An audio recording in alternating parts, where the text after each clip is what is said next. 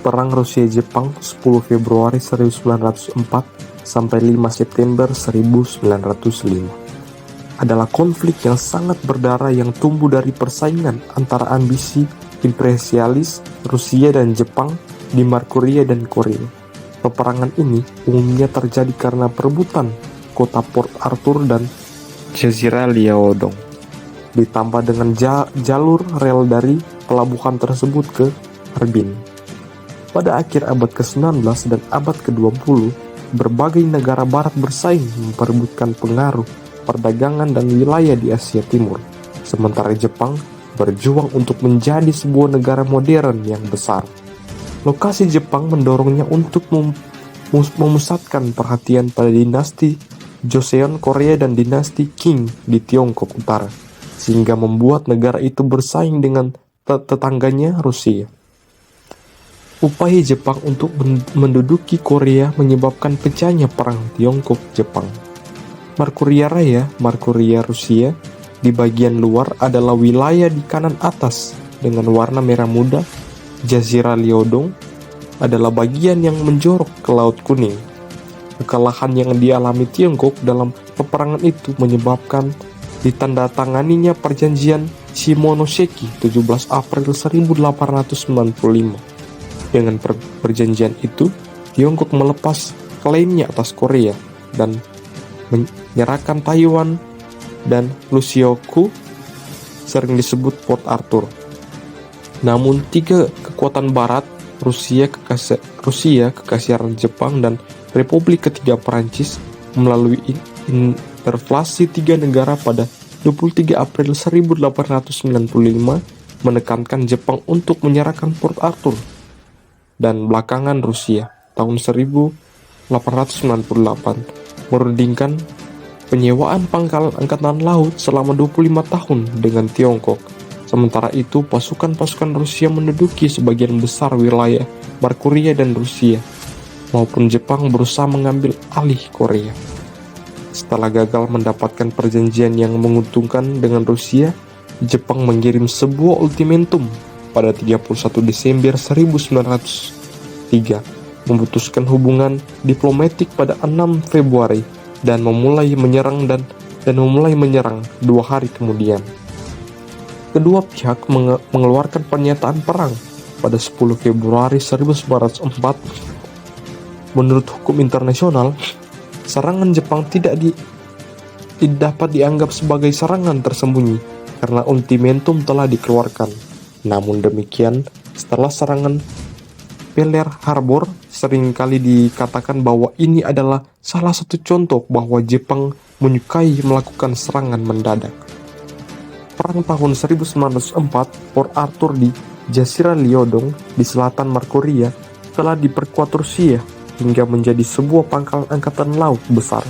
Jepang membutuhkan kekuatan laut untuk berperang di daerah Asia. Karena itu, tujuan militer pertama mereka adalah menetralkan armada Rusia di Port Arthur. Pada 8 Februari malam, armada Jepang di bawah pimpinan Admiral Heiichiro Togo melalui peperangan dengan sebuah serangan torpedo mendadak pada kapal-kapal Rusia di Port Arthur, sehingga membuat 2 kapal perang Rusia rusak parah. Serangan-serangan itu berkembang menjadi pertempuran Port Arthur esok paginya. Pertempuran laut yang terjadi memberikan hasil yang menentukan pun terjadi. Pada kesempatan itu, Jepang tidak berhasil menyerang Rusia dengan menggunakan meriam darat dari pelabuhan, dan armada Rusia menolak untuk meninggalkan pelabuhan itu dan pergi ke laut terbuka. Khususnya setelah kematian Admiral Stephen Ostipovich Makarov pada 13 April, pertempuran ini memberikan perlindungan bagi sebuah pasukan Jepang untuk mendarat dekat Incheon di Korea, dan dari sana mereka menduduki Seoul dan seluruh Korea dalam waktu singkat. Pada akhir April, tentara Jepang di bawah Kuroki Itei bersiap-siap menyeberangi sungai Yalu ke Manchuria yang saat itu diduduki Rusia. Sebagai jawaban terhadap strategi Jepang yang memberikan kemenangan cepat untuk menguasai Markorea, Rusia melakukan tindakan-tindakan menghalang untuk memperoleh cukup waktu untuk menunggu tibanya pasukan-pasukan tambahan yang datang melalui jalan kereta api Trans-Siberia yang panjang. Pada 1 Mei 1904, pecahlah pertempuran Sungai Yalu. Dalam pertempuran ini, pasukan-pasukan Jepang menyerang sebuah posisi Rusia setelah mereka menyeberangi sungai itu tanpa menghadapi perlawanan. Ini adalah sebuah pertempuran besar pertama dari perang ini di daratan. Pasukan-pasukan Jepang bergerak maju dan mendarat di beberapa titik di pantai Markorea. Setelah melakukan sejumlah pertempuran hingga memukul balik pasukan-pasukan Rusia ke Port Arthur. Pertempuran-pertempuran ini termasuk pertempuran Nansan pada 25 Mei, ditandai oleh kekalahan besar Jepang dalam penyerangan kepada sejumlah posisi kuat Rusia. Tetapi tentara Rusia tetap bersiap, pasif, dan tidak melakukan serangan balasan. Di laut, perang ini sama brutalnya. Setelah penyerangan pada 8 Februari terhadap Port Arthur, pasukan Jepang berusaha mencegah pasukan Rusia menggunakan pelabuhan itu. Pada akhirnya, pertempuran brutal dan panjang antara Rusia dan Jepang diakhiri dengan perjanjian damai. Selama 19 bulan berlangsung, pertempuran ini telah memakan banyak korban jiwa. Setidaknya sekitar 150.000 pasukan dari kedua belah pihak tewas di medan perang.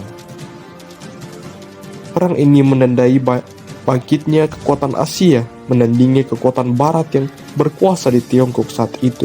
Keamanan ini membuat kekuatan Barat harus memperhitungkan Jepang dalam urusan politik di Asia. Selain itu, kemenangan ini memicu kebangkitan nasional di negara-negara Asia lainnya yang sedang terjajah oleh negara Eropa. Ini membuat negara-negara Asia berpikir bahwa negara-negara di Asia dapat sejajar dengan negara-negara Barat.